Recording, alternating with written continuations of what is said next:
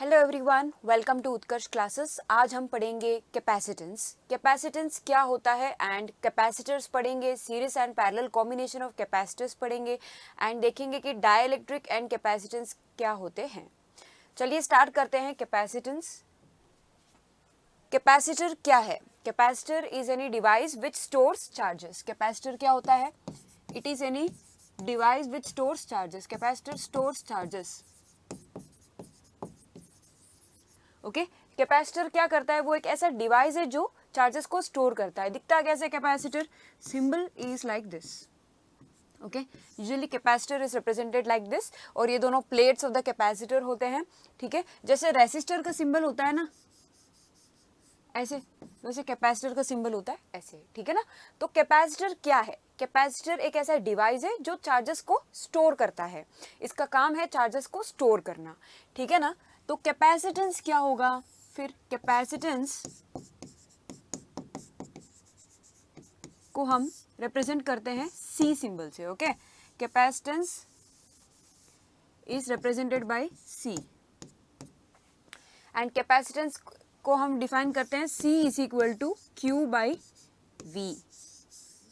Okay, where Q is the charge given to the capacitor and V is the potential of that particular capacitor. ठीक है, तो charge given divided by potential is capacitance. तो capacitance को कैसे define करेंगे हम? Capacitance is defined as, it is defined as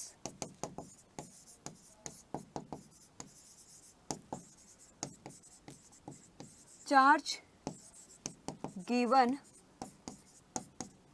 the ratio of charge given to the potential is defined as the ratio of, it is defined as the ratio of charge given increase in potential.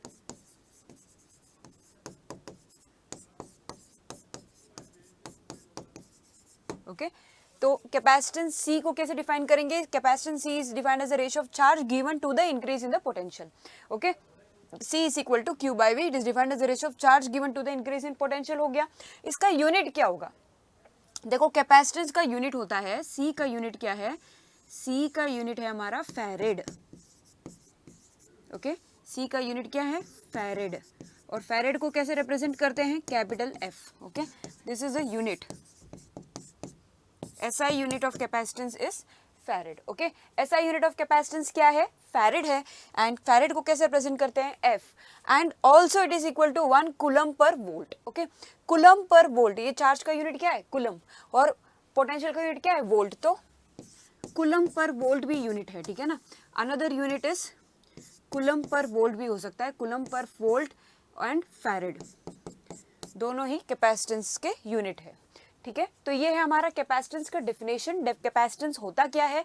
Capacitance is defined as the ratio of charge given to the capacitor by the increase in the potential. ठीक है, and इसका unit क्या होगा? Farad F होगा। और C by V, C by V is also the unit. ठीक है, तो ये है हमारा कैपेसिटर जो चार्जेस को स्टोर करता है। नेक्स्ट हम देखेंगे capacitance of an isolated spherical conductor. एक आइसोलेटेड स्पेरिकल कंडक्टर का कितना कैपेसिटेंस होता है? आइसोलेटेड स्पेरिकल कंडक्टर मतलब let us consider one isolated spherical conductor. मान लो मैं ये एक स्पेरिकल कंडक्टर ले रही हूँ। ठीक है, और इस आइसोलेटेड स्पेरिकल कंडक्टर का मुझे निकालना है कितना कैपेसिटेंस है। तो कैपेसिटेंस को कैसे निकालेंगे? देखो यहाँ पे C is equal to Q by V.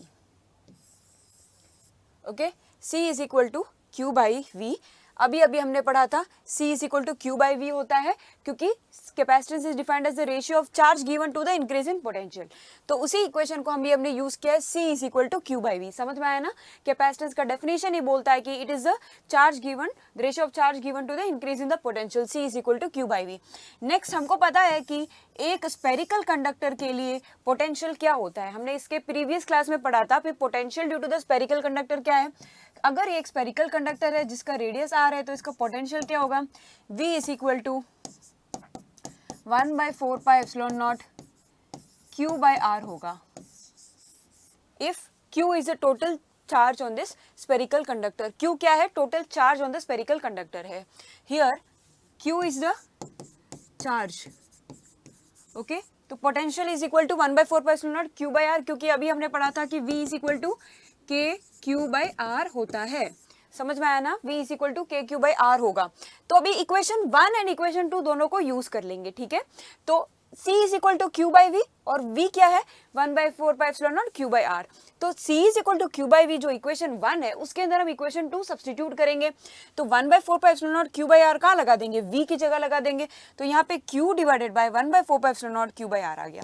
समझ में आया ना? ये कैसे आया? इस इक्वेशन 2 को इक्वेशन 1 में लगा दिया हमने. इक्वेशन 2 को इक्वेशन 1 में लगाने पे Q डिवाइडेड बाय 1/4πε0 Q/R. यहाँ पे Q कैंसिल हो गया ना. Q कैंसिल होने पे 4πε0R ऊपर चला जाएगा और C हो जाएगा C is equal to 4πε0R. C is equal to 4πε0R मिल गया. ये हमारा क्या है? ये कैपेसिटेंस ऑफ स्पेरिकल कंडक्टर है. This is the capacitance of spherical conductor. अभी हमको क्या निकालना था? कैपेसिटी ऑफ स्पेरिकल कंडक्टर कितना होता है. तो अभी हमने निकाल दिया कि capacity of a spherical conductor is C is equal to 4πε0R. Okay, C की वैल्यू क्या है? 4πε0R. This is the capacity of spherical conductor in air. In air. Air मतलब क्योंकि हमने एप्सिलॉन नॉट लिया है ना. एप्सिलॉन नॉट कब लेंगे हम? 1/4πε0. पोटेंशियल होगा 1/4πε0 जब वो एयर में है. अगर किसी मीडियम में होगा तो क्या होगा बताओ? सेम टू सेम अगर किसी मीडियम में हम कंसिडर करेंगे तो मान लो हमारे पास ये एक okay, so we have this one spherical conductor. ठीक है, तो अगर इसका रेडियस कितना है? R. अगर मैं इसको किसी मीडियम में रख दूंगी तो V क्या होगा? V होता है 1/4πε0 Q/R. लेकिन यहाँ पे एप्सिलॉन नॉट के साथ मल्टीप्लाई हो जाएगा K. और K यहाँ पे क्या होता है? K होता है यहाँ पे डाइलेक्ट्रिक कांस्टेंट. वेयर K क्या है? K एक डाइलेक्ट्रिक कांस्टेंट है.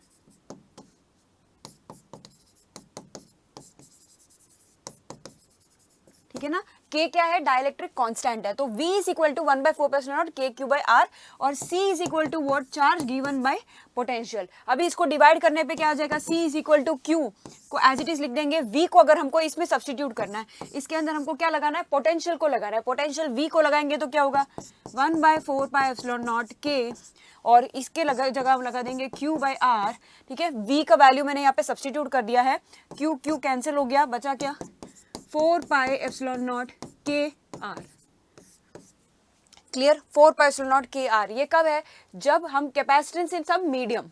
कैपेसिटेंस ऑफ स्पेरिकल कंडक्टर है ये, provided in some medium of dielectric constant K. अगर हम किसी मीडियम में रखते हैं जिसका डाइलेक्ट्रिक कांस्टेंट K है. Okay, where K is a dielectric constant, तो इसका वैल्यू हो जाएगा 4πε0 KR हो जाएगा. ठीक है ना? तो 4πε0 KR हो जाएगा यहाँ पे. This is the capacitance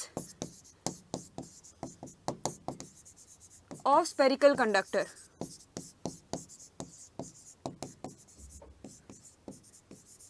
लेकिन हमने इसको एक मीडियम में रख दिया है और मीडियम का डाइलेक्ट K क्या है? यहाँ पे डाइलेक्ट्रिक कांस्टेंट है.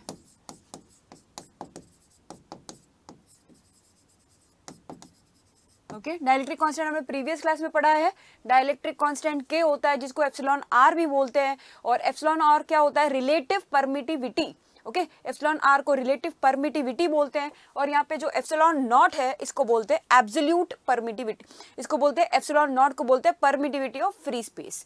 ठीक है, तो और एक चीज हम यहाँ पे लिख सकते हैं, वो क्या है कि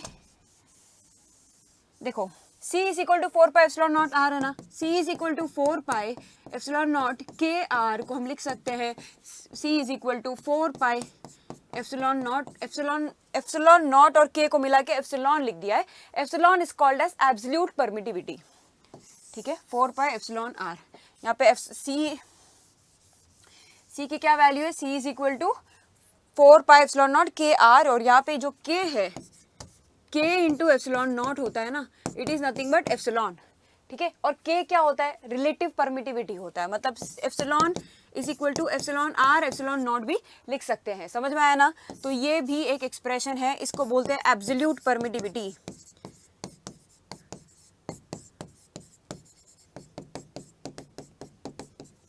ठीक है। और एब्सोल्यूट परमिटिविटी मतलब डाइलेक्ट्रिक कांस्टेंट को हम मल्टीप्लाई कर देंगे परमिटिविटी ऑफ फ्री स्पेस के साथ।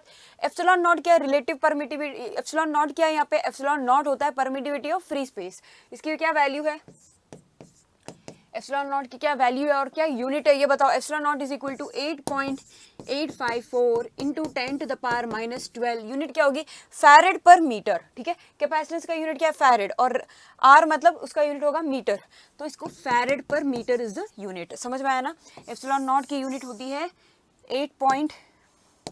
एप्सिलॉन नॉट की यूनिट क्या होती है 8.854, epsilon naught is equal to 8.854 into 10 to the power -12 farad per metre, ठीक है। फैरेड पर मीटर, ये यूनिट भी याद रखना है और इसका वैल्यू भी याद रखना है आपको।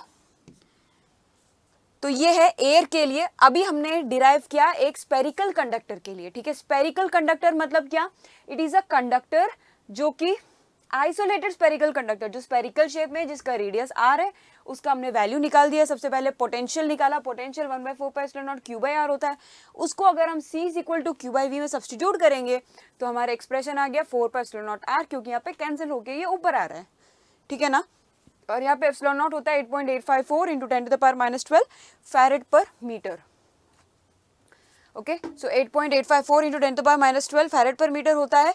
इसके बाद अगर मैं इसको किसी मीडियम में रखूंगी तो क्या होगा, तो इसका वैल्यू हो जाएगा c is equal to q/v, same उसी लॉजिक से हमने कैलकुलेट किया, लेकिन यहाँ पे पोटेंशियल 4πε0 k हो जाता है ना, तो इस वजह से c की वैल्यू आ जाएगी 4πε0 kr हो जाएगा, ठीक है। और एप्सिलॉन नॉट k का मल्टीप्लाई करने पे एप्सिलॉन आ जाता है, जिसको बोलते हैं हम absolute permittivity. Epsilon is equal to k epsilon naught, epsilon is equal to k epsilon naught, and epsilon is equal to epsilon r epsilon naught हो जाएगा, जो कि एब्सोल्यूट परमिटिविटी होता है। क्लियर। तो this is relative permittivity and absolute permittivity. And in a medium isolated spherical conductor के लिए capacitance क्या होगा, 4πε0r होगा। अब एप्सिलॉन होता है एप्सिलॉन नॉट इंटू k।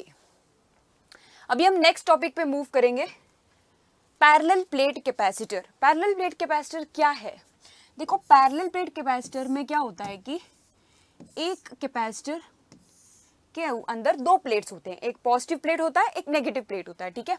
एक होता है हमारा पॉजिटिव प्लेट और एक होता है नेगेटिव प्लेट, क्योंकि जब हम कैपेसिटर को चार्ज करते हैं इसके ऊपर कितना चार्ज रिसाइड करेगा, +q, और इसके ऊपर -q, ठीक है। टोटल चार्ज जो रिसाइड करेगा, यहाँ पे पॉजिटिव चार्ज रिसाइड करेगा, यहाँ पे नेगेटिव चार्ज रिसाइड करेगा। और इन दोनों प्लेट्स के बीच में जगह होती है ना, उसको बोलेंगे डिस्टेंस d। मान लो डिस्टेंस d है और इन दोनों प्लेट्स की एरिया इक्वल होती है, मान लो एरिया a है, दोनों की एरिया कितनी है a, ओके। दोनों के बीच का डिस्टेंस कितना है d, तो इसका कैपेसिटेंस क्या होगा, c is equal to epsilon not a/d। ये कैपेसिटेंस होगा कब, जब हम इन दोनों के बीच का मीडियम एयर ले रहे हैं, मतलब इन दोनों के बीच कोई डाइलेक्ट्रिक नहीं है, तब इसका कैपेसिटेंस होगा c is equal to epsilon not a/d। This is the capacitance in air, capacitance in air, okay. c is equal to epsilon not a/d, ये है पैरेलल प्लेट कैपेसिटर का कैपेसिटेंस। और अगर हम किसी मीडियम में लेंगे तो क्या होगा, इन अ मीडियम c की क्या वैल्यू होगी ना medium, c medium is equal to epsilon naught ka/d, ओके। अगर हम यहाँ पे कोई मीडियम को प्लेस कर देते हैं, मान लो मैं एक मीडियम को प्लेस कर रही हूँ, where is okay okay we can consider 1 square. So suppose मैं यहाँ पे एक मीडियम को प्लेस कर रही हूँ, ठीक है, इधर एक मीडियम है। तो अब ये क्या होगा बताओ, अगर मैं यहाँ पे एक मीडियम प्लेस करूंगी जिसका डाइलेक्ट्रिक कांस्टेंट k है, ठीक है, इस मीडियम का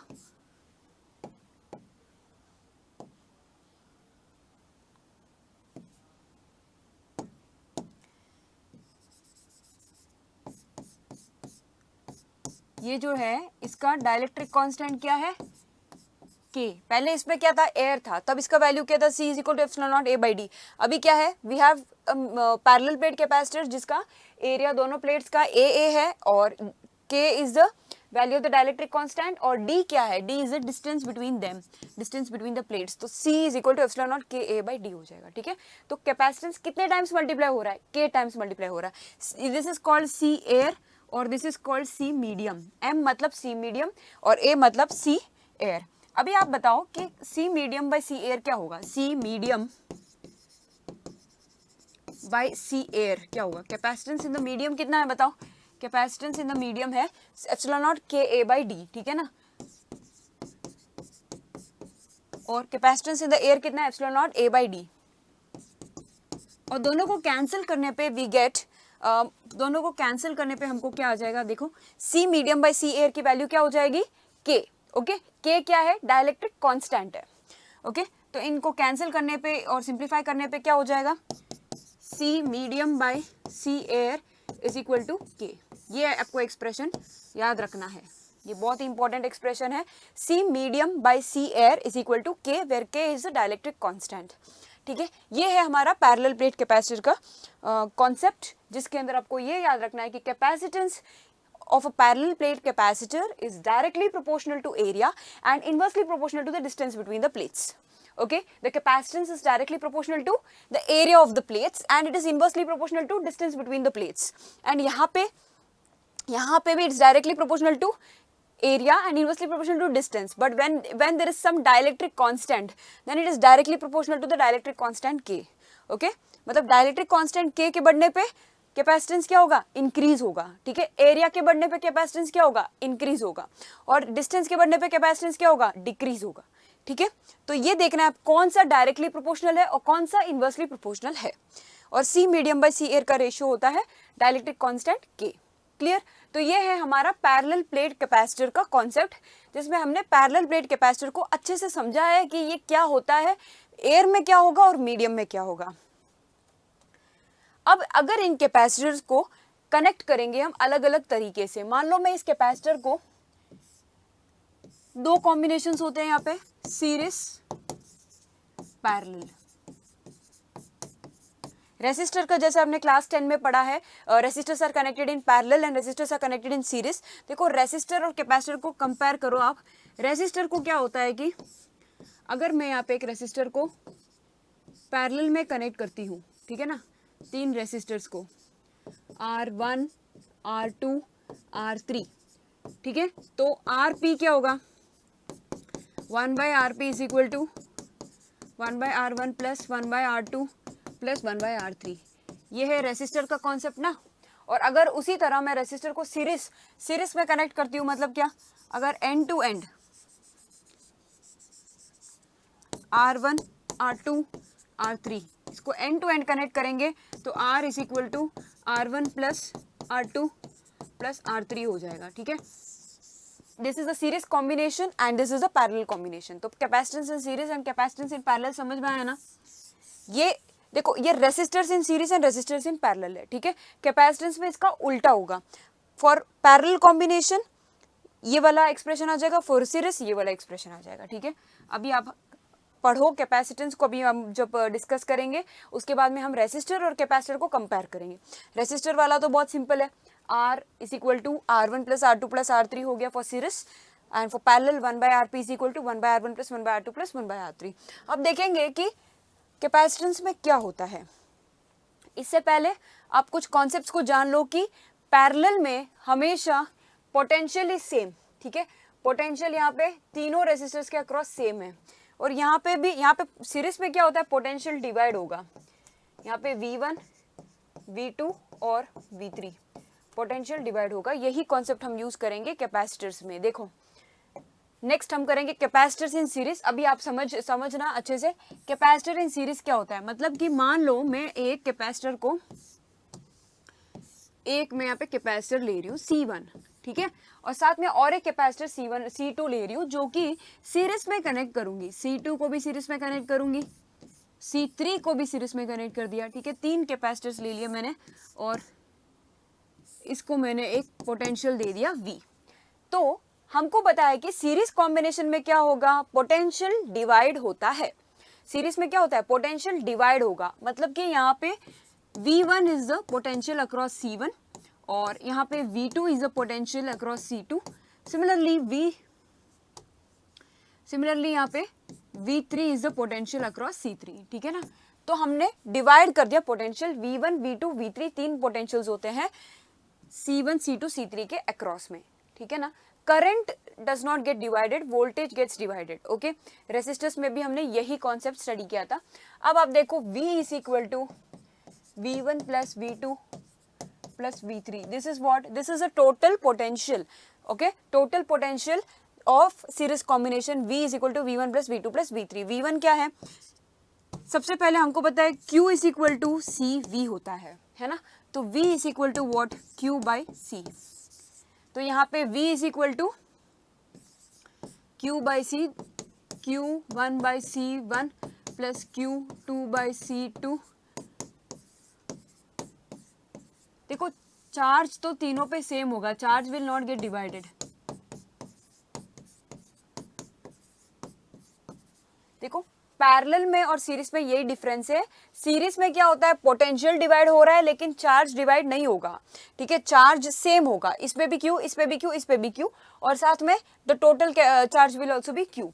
तो अभी हम इसको कैंसिल कर देंगे तो क्या हो जाएगा, 1/c is equal to 1/c1 plus 1/c2 plus 1/c3।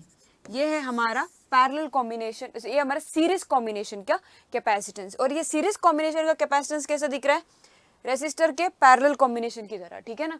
तो रेसिस्टर एंड कैपेसिटेंस में सीरीज पैरेलल का जो फॉर्मूला है वो रेसिप्रोकल है, दोनों उल्टा है, ठीक है। यहाँ का पैरेलल वहां पे सीरीज में लगेगा, देखो सीरीज कॉम्बिनेशन के लिए, और यहाँ पे CS होगा, ठीक है। CS मतलब सीरीज कॉम्बिनेशन का। अगर दो कैपेसिटर है तो क्या होगा, this is the general formula. देखो 1/CS होगा तो 1/C1 plus 1/C2 up to 1/CN for n capacitors. अगर n कैपेसिटर्स होगा तो 1/C1 plus 1/C2 plus up to 1/CN हो गया, ठीक है ना। अभी अगर हमको दो कैपेसिटर्स के लिए निकालना है तो हम कैसे निकालेंगे बताओ, पैरेलल सीरीज कॉम्बिनेशन निकालना है हमको। 1/CS is equal to 1/C1 plus 1/C2 निकलेगा, which is equal to C1 plus C2। LCM ले लो, तो दो कैपेसिटर्स के लिए C1 C2 divided by C1 C2 divided by C1 plus C2 आ गया, समझ में आ गया ना। तो ये है हमारा कैपेसिटेंस इन सीरीज कॉम्बिनेशन, और ये किसके लिए है, for two capacitors connected in series, okay. This is for two capacitors connected in series.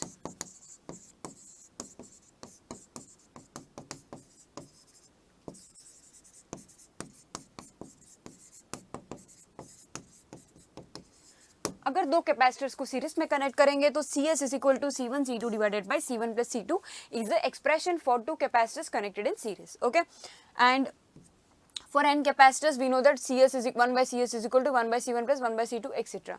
अगर ये दोनों कैपेसिटर्स इक्वल हुए तो then what is the value, if C1 is equal to C2,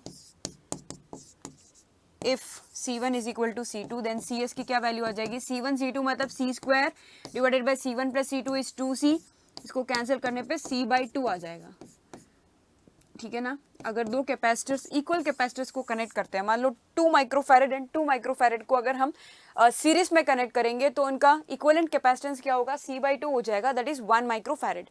clear.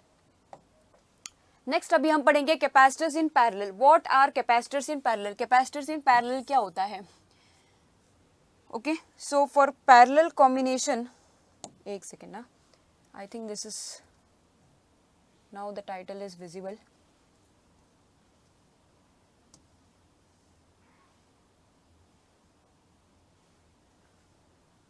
Okay, so I think the title is visible now, capacitors in parallel। तो capacitors in parallel क्या है, अभी हम capacitors को parallel combination में connect करेंगे। capacitor को अगर okay, let me consider one capacitor which is connected in parallel, okay। so हम एक डायग्राम बनाएंगे जहाँ पे हम n कैपेसिटर्स को कनेक्ट करेंगे इन पैरेलल।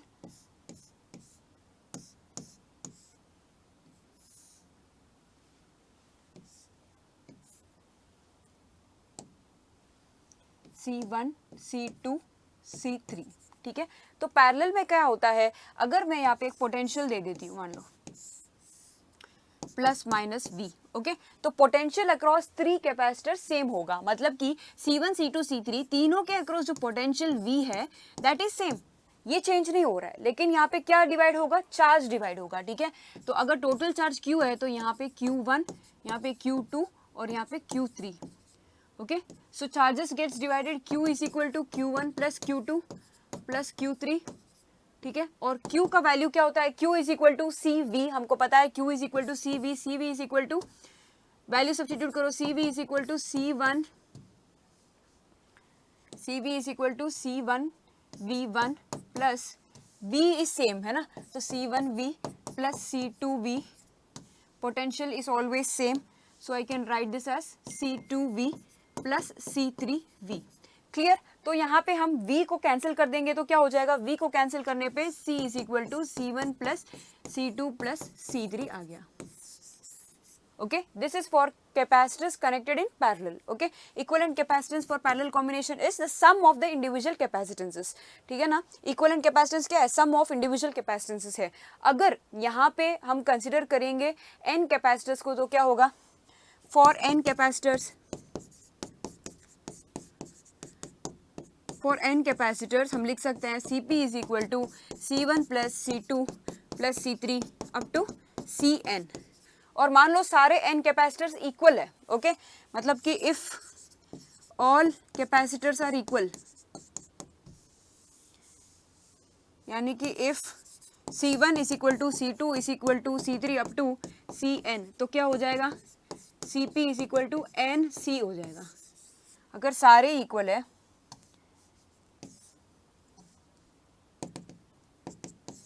सारे कैपेसिटेंसेस इक्वल होगा तो Cp is equal to Nc हो जाएगा, ठीक है। मतलब कि अगर मैं चार कैपेसिटर्स को पैरेलल में कनेक्ट करूंगी, चार कैपेसिटर्स को जिसका 1 माइक्रोफैरड के चार कैपेसिटर्स है जिनको पैरेलल में कनेक्ट करूंगी तो टोटल कैपेसिटेंस कितना होगा, 4 माइक्रोफैरड हो जाएगा। क्यों, क्योंकि चार कैपेसिटर्स को कनेक्ट किया ना, 4 into the capacitance of each.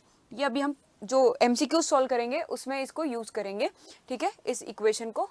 I hope this is clear. Parallel combination में क्या होता है, पैरेलल कॉम्बिनेशन में क्या डिवाइड होगा, यहाँ पे चार्ज डिवाइड होता है, लेकिन कैपेसिटेंस क्या होगा, C is equal to C1 plus C2 plus C3 up to Cn, ठीक है। Potential V is same, but in case of series, अभी हमने देखा था सीरीज में क्या होगा, ये सीरीज कॉम्बिनेशन में हमने देखा था पोटेंशियल डिवाइड हो रहा है, ठीक है, लेकिन चार्ज डिवाइड नहीं हो रहा है सीरीज में, ठीक है। रेसिस्टर्स का अगर आप देखोगे पैरेलल एंड सीरीज का, तो सीरीज में हम ऐड करते हैं, पैरेलल में रेसिप्रोकल लेते हैं, लेकिन कैपेसिटेंस में उल्टा केस है।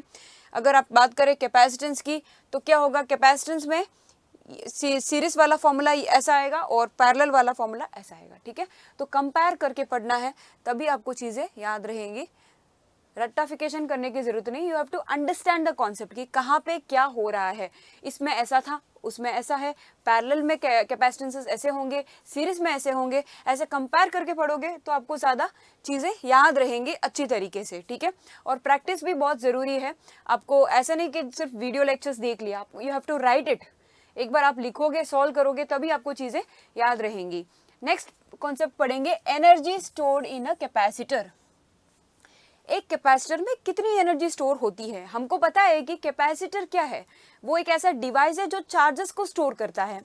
मतलब कि अगर मैं एक कैपेसिटर ले रही हूँ C, ये क्या कर रहा है, अगर इसका चार्ज Q है तो ये चार्जेस को स्टोर करता है ना, तो चार्जेस को स्टोर करता है ये हमको पता है। और मान लो इसका potential between the plates is V, ठीक है। तो अभी मुझे क्या निकालना है, एनर्जी स्टोर्ड। एनर्जी स्टोर्ड का एक्सप्रेशन होता है E is equal to half QV, okay,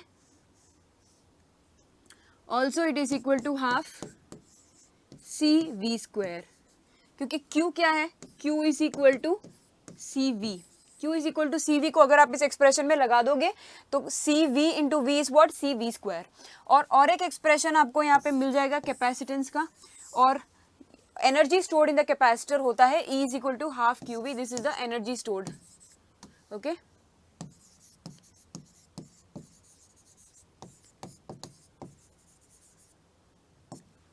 अभी हमको Q is equal to CV को यूज करके और एक एक्सप्रेशन निकालना है। देखो E is equal to half Q is what? C into V. Okay, so Q को हम एज इट इज लिख देंगे. V क्या होगा? Q by C होगा ना. Q by C होता है V. V क्या होता है?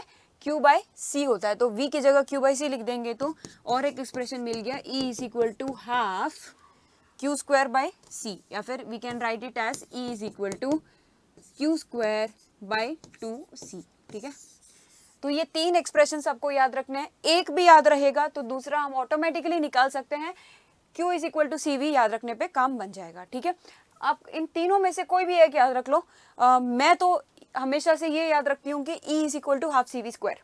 Okay, E is equal to half C V square, इतना याद रखने पे काफी है. E is equal to half C V square और Q is equal to C V को यूज करके हम ये वाला और ये वाला भी डिराइव कर सकते हैं. E is equal to half Q V और E is equal to Q square by 2C, ये दोनों डिराइव कर सकते हैं using this Q is equal to C V. ठीक है ना, तो कोई भी एक एक्सप्रेशन याद रख लो और half Q V half C V square and E is equal to Q square by 2C. जो भी क्वेश्चन में क्वांटिटी दी गई है, ठीक है, उसको यूज करके हम डिटरमाइन करेंगे. अगर क्वेश्चन में Q एंड C दिया तो ये वाला फॉर्मूला यूज करेंगे हम, है ना. तो ये है हमारा एनर्जी का कॉन्सेप्ट, आपको ये फॉर्मूला याद रखना है. तो चलो आज जितना भी हमने कैपेसिटर्स के बारे में पढ़ा है, चेक करते हैं हमको कितना समझ में आया है और हम कैसे क्वेश्चंस को सॉल्व करते हैं. ठीक है, तो ये सारे जो क्वेश्चंस मैंने लाए हैं अभी, जो आई थिंक अराउंड 12 क्वेश्चंस हम सॉल्व करेंगे. ये सारे क्वेश्चंस बहुत ही ज़्यादा इंपॉर्टेंट है. प्रीवियस ईयर में पूछे गए हैं, अलग अलग स्टेट्स में एंट्रेंसेस एग्जामिनेशन में पूछे गए हैं. आफ्टर 12th जो भी एंट्रेंसेस होते हैं, एम्स के एंट्रेंसेस होते हैं, RUHS के होते हैं, और मध्य प्रदेश एंड उत्तर प्रदेश, अलग अलग स्टेट्स में जो engineering as well as medical के जो भी एंट्रेंसेस होते हैं, इंक्लूडिंग BSc नर्सिंग एंट्रेंसेस, वहाँ पे पूछे गए सवाल है और ये बहुत ही इंपॉर्टेंट है. इसको सॉल्व करना ही है. जो भी सवाल एग्जामिनेशन में पूछेंगे MCQs इसके रिलेटेड ही आएंगे, लगभग ऐसे ही आएंगे आपको. ठीक है, तो इसको प्रैक्टिस करोगे तभी आपको एक आइडिया आएगा कि कैसे होता है. और जब भी आप एक कॉन्सेप्ट को पढ़ते हो, जैसे कि आज हमने एक कॉन्सेप्ट को पढ़ा है, कैपेसिटेंस क्या है, चार्ज क्या है, और क्या स्पेरिकल कंडक्टर के लिए क्या होता है, सीरीज में क्या होता है, पैरेलल में क्या होता है. जब भी आप एक कॉन्सेप्ट को अच्छे से पढ़ते हो तो उसको चेक करने के लिए आपको तुरंत सवाल सॉल्व करने हैं, तभी आपको समझ में आएगा कि आपको कितना सब्जेक्ट समझ में आया है. ठीक है ना, क्योंकि कॉन्सेप्ट को समझना वेरी वेरी इंपॉर्टेंट है और आप अप्लाई कर पा रहे हो किसी कॉन्सेप्ट को, इसका मतलब है कि आपको अच्छे से समझ में आया है. ठीक है ना, तो अप्लाई करना भी जरूरी है, सिर्फ समझना जरूरी नहीं है. तो let's see one by one हम कैसे क्वेश्चंस को सॉल्व करते हैं. तो फर्स्ट क्वेश्चन है कि the energy of a charge capacitor is given by the expression. Energy किस एक्सप्रेशन से दिया जाता है, इनमें से कौन सा सही है. अभी अभी हमने एनर्जी का निकाला है, E is equal to half CV square होता है ना. E is equal to half CV square होता है. अभी आप मुझे बताओ कि E is equal to half CV square में पूछा क्या है.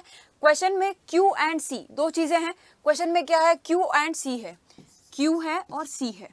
ठीक है, तो हमको V को हटाना है, V की जरूरत नहीं है यहाँ पे. तो हम क्या करेंगे, Q is equal to C V, हमको पता है V is equal to Q by C, ये वाला यहाँ पे लगा देंगे. तो E is equal to half C into V की जगह हम लिख सकते हैं Q by C the whole square. ठीक है, तो यहाँ पे क्या हो गया, E is equal to half C Q square by C square. तो Q square C gets cancelled, E is equal to Q square by 2C आ गया. Okay, E is equal to क्या होगा, क्यू स्क्वायर बाई 2C. सो यही अभी अभी हमने थोड़ी देर पहले E is equal to Q square by 2C निकाला था, energy stored in the capacitors में.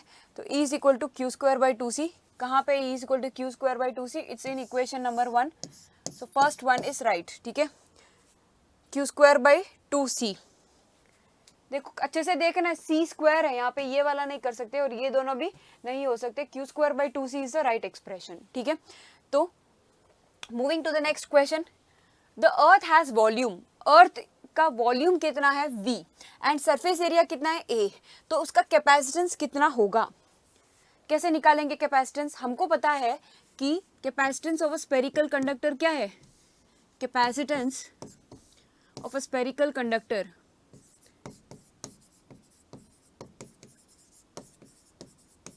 अगर आप एक स्फेरिकल कंडक्टर को कंसिडर करेंगे तो उसका कैपेसिटेंस होता है C is equal to C की क्या वैल्यू होती है स्पेरिकल कंडक्टर के लिए? C is equal to 4 pi epsilon not R, है ना. C is equal to 4 pi epsilon not R is the capacitance. तो अभी हमको इसमें क्या निकालना है? वॉल्यूम V एंड एरिया दिया है, उसको यूज करके निकालना है. हमको पता है अर्थ का वॉल्यूम कितना है 4/3 पाई R cube. Okay, and what is the area of the earth? 4 pi R square. Clear? 4/3 pi R cube and 4 pi R square हो गया. अब यहाँ से हमको R मिल जाएगा. यहाँ से R कैसे मिलेगा?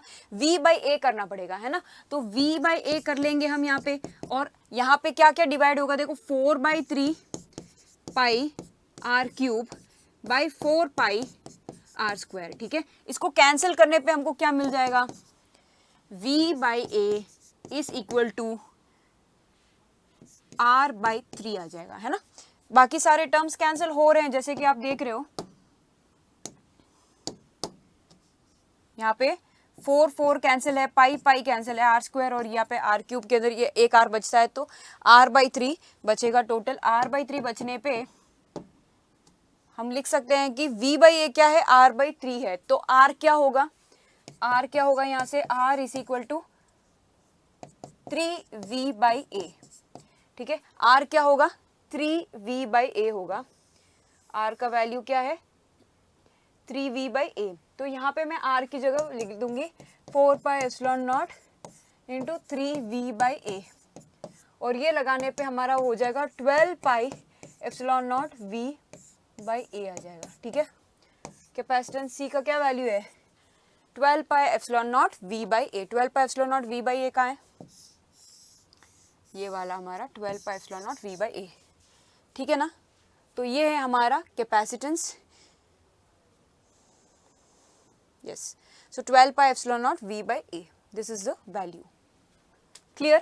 समझ में आ गया ना ये? Next, in a charged capacitor the energy resides. एक charged capacitor में energy कहाँ reside करता है? It resides on the positive charges, both the positive and negative charges around the edge. नहीं, the field between the plates. देखो जो दो plates होते हैं इनके बीच एक electric field E होती है. ओके, और वहाँ पे एक होता है हमारा पॉजिटिव प्लेट और दूसरा होता है नेगेटिव प्लेट. ठीक है, तो इन दोनों के बीच जो इलेक्ट्रिक फील्ड ई होती है वहाँ पे हमारा द एनर्जी रिसाइड्स. और कितना एनर्जी रिसाइड करता है? E is equal to half CV square. Clear? इतना एनर्जी रिसाइड करता है. Next question, energy stored in a condenser of capacity C has been raised to potential V. E is equal to half CV square is the expression for energy. कहाँ पे है CV square? ये वाला second वाला half CV square. Okay, तो half CV square. ऐसे simple questions पूछते हैं. E is equal to half CV square याद रखने पे भी कितने सारे सवाल हमारे सही हो रहे हैं. Q is equal to CV and E is equal to half CV square. ये दो चीजें आपको हमेशा याद रखनी है. Next, capacitors are used in electrical circuits where appliances need more. कहाँ पे हम कैपेसिटेंसेस को सबसे ज्यादा यूज करते हैं? जहाँ पे हमको कैपेसिटर करता क्या है? चार्ज को स्टोर करता है. क्या करता है वो? चार्ज को स्टोर करता है. चार्ज को स्टोर करेगा कैपेसिटर. चार्ज का मतलब क्या है? I इज इक्वल टू क्या होता है? Q/T. चार्ज स्टोर मतलब करंट वहां से ज्यादा फ्लो होगा. ठीक है, चार्ज को स्टोर करने पे. तो यहाँ पे current is the right answer. Capacitor is used in electrical circuits where appliances need more current. जहाँ करंट की ज्यादा जरूरत होती है वहां पे हम कैपेसिटर को यूज करते हैं. I is equal to Q/T. जैसे आप देख सकते हो हमारे इलेक्ट्रिकल फैंस है वहां पे हम कैपेसिटेंस को यूज करते हैं, क्योंकि जब हम स्विच ऑन करते हैं ना फैन को, तो इनिशियली स्पीड तो जीरो होती है और स्विच ऑन करने पे वो स्पीड इंक्रीज होती है, तब उसको एक्स्ट्रा करंट चाहिए फैन को, और वो एनर्जी कहाँ से मिलेगी? Stored energy of the capacitor से मिलेगी. तो आप जनरली आप देख सकते हो कि जो इलेक्ट्रिशियंस आते हैं, कैपेसिटर कभी कभी पंखा बहुत ढीला चलता है तो वो कैपेसिटर को चेंज करते हैं. ठीक है ना, क्योंकि कैपेसिटर क्या करता है? एनर्जी को स्टोर करता है. तो कैपेसिटर को रिप्लेस करने के बाद पंखा वापस अच्छे से चलने लगता है. वो क्यों? क्योंकि कैपेसिटर एनर्जी को स्टोर करता है. और capacitors are used in the electrical circuits in our daily life, जैसे कि फैन, सीलिंग फैन में यूज करते हैं हम इसको, जहां पे हमको करंट की आवश्यकता ज्यादा है, जहां पे करंट की जरूरत ज्यादा है वहां पे हम इसको यूज करते हैं. क्लियर? नेक्स्ट, अब ये देख लो, the potential gradient at which the dielectric of a condenser just gets punctured is called. इसका क्या मतलब है, सवाल को ठीक से समझो। द पोटेंशियल ग्रेडियंट मतलब पोटेंशियल मतलब क्या, V। पोटेंशियल मतलब कितना वोल्टेज जो हम देते हैं ना, voltage, potential gradient is voltage bye dV by dx होता है ना, ग्रेडियंट ऑफ पोटेंशियल, ठीक है ना, dV by dx, which the dielectric of the condenser just gets punctured, मतलब कि डाइलेक्ट्रिक काम करना बंद कर दे, उसको क्या बोलते हैं हम, डाइलेक्ट्रिक स्ट्रेंथ बोलते हैं उस चीज को, क्या बोलते हैं, dielectric strength. Okay, dielectric strength बोलते हैं, तो इसका आंसर है डाइलेक्ट्रिक स्ट्रेंथ। अगला सवाल, ये बहुत ही इंपॉर्टेंट सवाल है, ऐसे सवाल एग्जाम में पूछे जाने के चांसेस ज्यादा है, ध्यान से देखो। एक पैरेलल प्लेट कंडेंसर है हमारे पास, क्या, एक पैरेलल प्लेट कंडेंसर है, और इस पैरेलल प्लेट कंडेंसर के अंदर क्या है, कैपेसिटेंस इज 50 माइक्रोफैरेड। कब है, एयर के अंदर, मतलब कि सी एयर कितना है, 50 माइक्रोफैरेड, और 110 हो जाएगा कब, when it is immersed in oil, मतलब सी मीडियम, मीडियम में कितना है, 110 माइक्रोफैरेड, ठीक है। मीडियम मतलब ऑयल मीडियम हमने यूज किया, एयर मतलब वहां पे कोई मीडियम नहीं है, हवा में कैपेसिटर है। तो अभी द डाइलेक्ट्रिक कांस्टेंट के क्या होगा, हमको पता है K is equal to C medium by C air, है ना। और ये हमको कैसे मिला था एक्सप्रेशन, देखो अगेन, अगर आप भूल गए तो एप्सिलॉन नॉट ए बाय के, epsilon not A by D होता है सी मीडियम, और सी एयर होता है epsilon not A by D, और इन दोनों को हमने कैंसिल किया था और के बच गया था, इस वजह से के मिला था हमको, ठीक है। तो अभी के का वैल्यू निकालना है हमको, क्या निकालना है, के का वैल्यू निकालना है। के का वैल्यू कैसे निकालेंगे, K is equal to C medium by C air. C medium कितना है, 110, सी एयर कितना है, 50।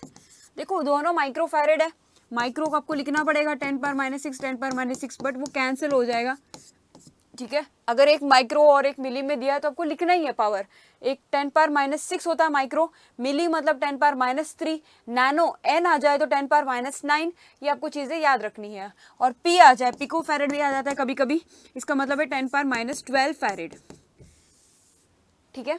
तो अभी इसको कैंसिल करने पे क्या होगा, 0 0 गेट्स कैंसिल्ड, और यहाँ पे के का क्या वैल्यू है, 11 बाई 5, 11 बाई 5 क्या होगा, 5 2 ज़, के इज इक्वल टू 11 बाई 5, 5 2 ज़ 10, ओके, पॉइंट लगाने पे और एक 5 2 ज़ 10, तो ये 2.2 इसका आंसर हो गया। So this is the value of dielectric constant के। डाइलेक्ट्रिक कांस्टेंट के की क्या वैल्यू है, 2.2, समझ में आ गया ना। K is equal to C medium by C air, ये आपको याद रखना है, K is equal to C medium by C air होता है। कैपेसिटेंस और के का क्या रिलेशन है, K is equal to C medium by C air, clear, इसको याद रखना है, और इस फॉर्मूला को यूज करके अभी हमने निकाला है ये।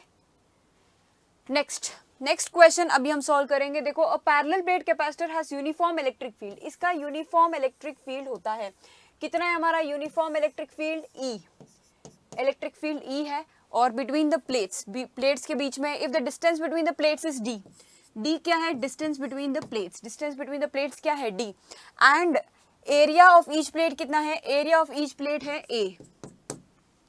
क्या निकालना है आपको, एनर्जी स्टोर निकालना है। E इज इक्वल टू हमको पता है हाफ CV² होता है, ये तो हमको पता है ना, E is equal to half CV² होता है। और अभी इन्होंने दिया parallel plate capacitor, parallel plate capacitor में C की क्या वैल्यू होगी, epsilon not A by D, okay, epsilon not A by D होती है C की वैल्यू।